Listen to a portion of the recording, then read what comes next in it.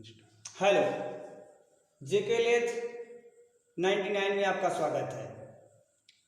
कल मैंने आपको लेथ मशीन के बारे में इतिहास से लेकर के उसके मुख्य भाग के बारे में बताया था।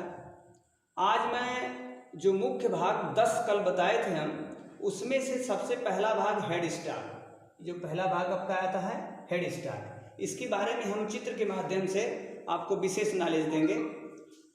हेड स्टार्ट आज हम आपको दो प्रकार, पहला प्रकार है वी कोन पुल्ली, नहीं कोन पुल्ली हेड स्टार्ट, कोन पुल्ली हेड स्टार्ट। यह हेड स्टार्ट ये जो तिर्यक के माध्यम से बना रहे हैं, ये हेड स्टार्ट ये है।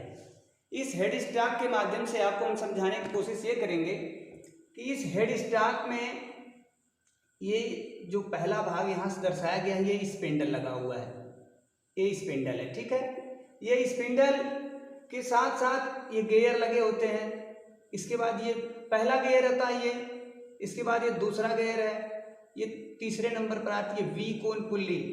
पहले तो फ्लैट पुल्ली आती थी, लेकिन अब ये वी कोन पुल्ली का रूप ले लिया। क्यों कि जब पहले इस पर हम पट्टा लगाते थे फ्लैट वाला, तो इसमें फिसलन काफ़ी अधिक होती थी। जब हम मशीन पर डेप्थ ऑफ कट, जब मशीन पर हम डेप्थ ऑफ कट जाब के ऊपर हम डेप्थ ऑफ कट लगाते थे, तो मान लीजिए हम 5 mm लगा रहे हैं, आवश्यकता हमें अगर 8 mm की है, तो इसमें फिर ये लगा हुआ बेल्ट फिसलन करने लगता था।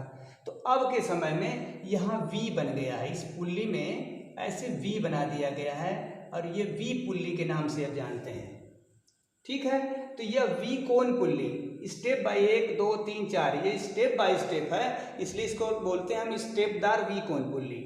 अच्छा, इसके बाद ये लगा हुआ है बुल गेयर, यह बुल गेयर लगा हुआ है और बुल गेयर के ठीक साथ साथ यहाँ लगी है डाबल पिन।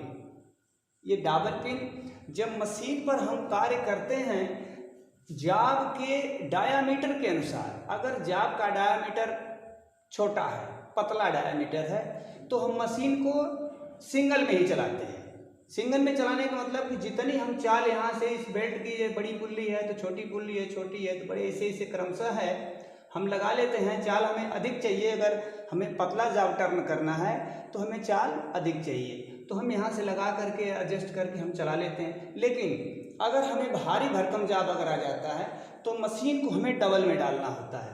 डबल में डालने के लिए हम ये यहाँ से लगी हुई ये शाफ्ट है, ये खोखली शाफ्ट है, इस खोखली शाफ्ट को हम ये जो पूरा ये मैकेनिज्म हम बैक गियर यूनिट कहते हैं। जो ये यहाँ से पूरी ये एक यूनिट है, इस यूनिट को हम बैक गियर यूनिट के नाम से जानते हैं। और ये मेन स्पिंडल है, इस स्पिंडल पे लगे हुए गियर, इस गियर का नाम बुल गियर है। जो ये गियर लगा हुआ है इसका नाम बुल गियर है। अब हम इस लगा हुआ जो हैंडल यहाँ लगा हुआ है, इस हैंडल को हम जब लॉक करते हैं तो ये दोनों गियर मैच हो जाते हैं एक साथ। जब ये यहाँ से गियर लॉक आता है तो ये गियर मैच हो जाते हैं। उसके साथ साथ हमें ये काम करना जरूरी होता है कि इस जो ये डाबल पिन लगी हुई है, ये डाबल पिन अगर हम सिंगल में चलाते हैं तो ये डाबल पिन यहाँ से वी कोन पुल्ली को जोड़ती है, ठीक है, वी कोन पुल्ली को जोड़ती है। और ताकि हम यहाँ से ये गियर हम मैच नहीं करते हैं तो साथ साथ चलने का कार्य होता है, यहाँ से यह भी नहीं जुड़ा होता है। लेकिन जब हम इसको डबल में चलाने की कोशिश करते हैं तो इसको हम जोड़ते हैं एक साथ, और इस वी कोन पुल्ली के यहाँ से जो एडजस्टमेंट है वी कोन पुल्ली का, इस बुल गेयर के साथ इसको खींच करके हम बाहर कर लेते हैं और इससे स्प्रिंग लगी होती है और वो एक जगह जा कर के सेट हो जाती है, ताकि दोबारा चलते चलते इसके अंदर ना आए।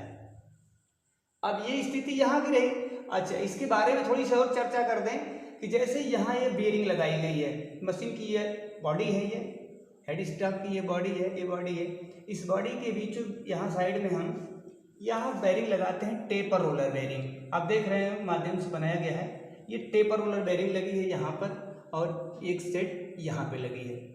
अगर ये बेरिंग टेपर रोलर बेरिंग लगाई जाती है, मान के रखें कि अगर टेपर रोलर बेरिंग अगर नहीं लगी है तो वहाँ लगी होगी तो एंटी फ्रिक्शन बॉल बेरिंग, यहाँ 2 बेरिंग लगाई जा सकती है। इसके साथ साथ आप ये जो स्पिंडल की बात है, स्पिंडल ये आप जानते हैं कि जब हमें विशेषकर जाब पर कट लगा रहे हैं तो इसमें काफ़ी शक्ति होनी चाहिए, नहीं तो ये ऐंठ जाएगा, क्रैक हो सकता है, फट सकता है। इसलिए इसको हम निकिल क्रोमियम स्टील का बनाते हैं। स्पिंडल किस धातु का बना होता है? निकल क्रोमियम स्टील का बना होता है। अच्छा, इस स्पिंडल का अगर हम हिंदी रूपांतरण जाने कि आखिर हिंदी में इसको क्या कहते हैं, तो इस स्पिंडल को हम तरकू के नाम से जानते हैं।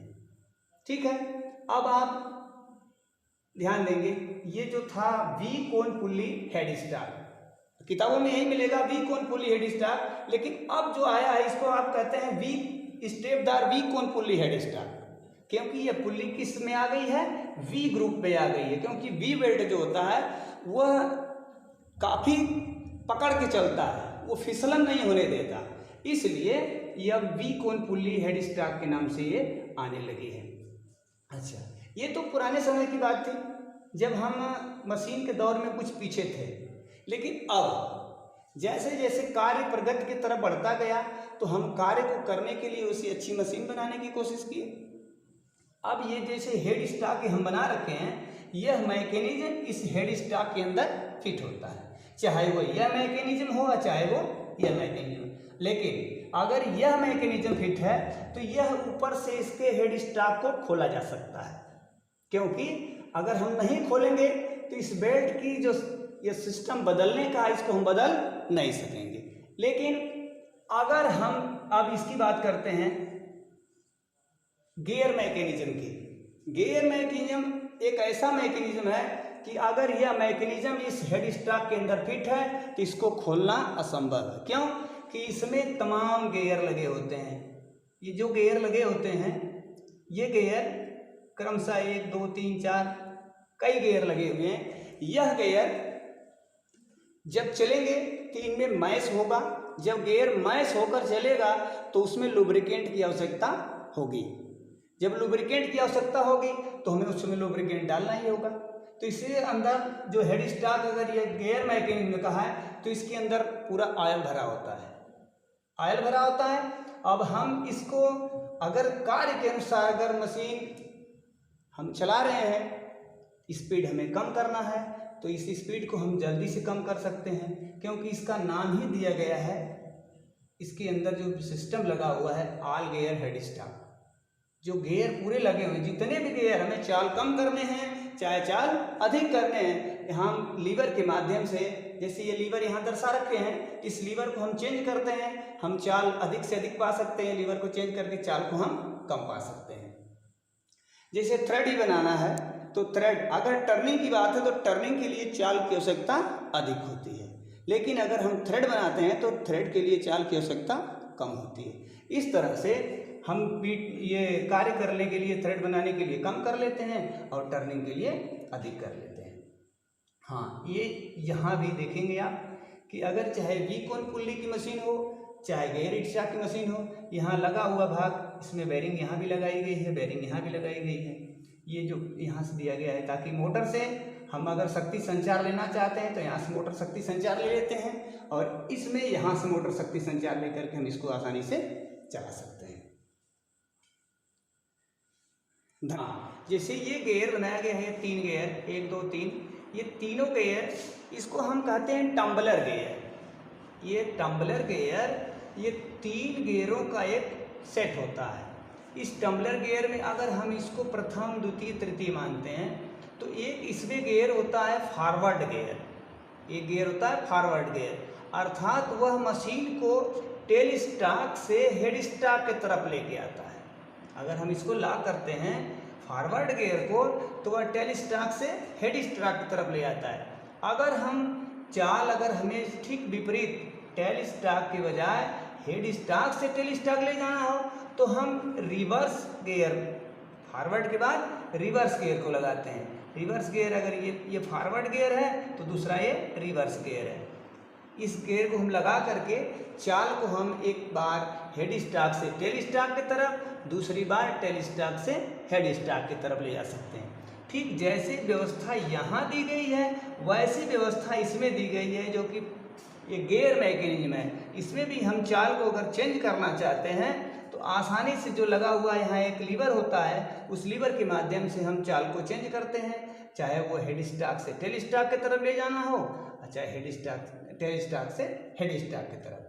हाँ, एक बात और है आपको दर्शाने के लिए, जितने गियर आल इस मशीन के अंदर जितने भी गियर लगे होते हैं सब गियर ये स्पर गियर लगे होते हैं। कौन से? Spur gear.